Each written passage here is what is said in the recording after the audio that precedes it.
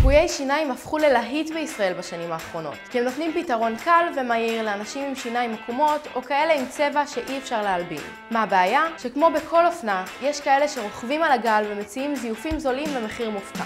כולם היום רוצים ציפוי זרקוניה, זה המותג המוביל, אבל רוב הציפויים שיש בשוק הם דמויי זרקוניה.